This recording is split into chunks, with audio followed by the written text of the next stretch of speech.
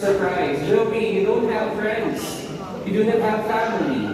Don't have any relatives. You have no visitor.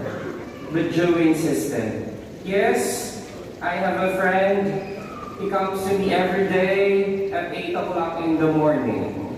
He looks at me and says, hey Joey, this is your friend, Jesus. I just dropped by to say hello. Joey had no family, my dear brothers and sisters. He had no money. He had no health. But he was happy because he had a friend, Jesus, who visits him every day. That was the secret of his happiness. That was the secret of his joy. And his happiness makes him more kind. His happiness makes him more loving towards others. This is exactly the meaning of St. Paul's exhortation.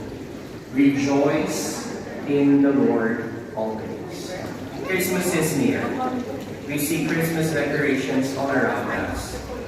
We hear Christmas songs, Christmas carols in the air. We go to Christmas parties and gatherings here and there. But are we really rejoicing? Are we really filled with joy? Far from making us happy. Well, the busy season leaves most of us physically and financially. Huh? Video call. Video call? We often hear people complain Camera. Where's your about the camera? economic crisis. Many are still jobless. Many are still hopeless. This camera. And still This many video. of our brothers and sisters Ayan. are still in the midst of their problems and crisis in life. My dear brothers and sisters, God is not anymore present in our Christmas celebration.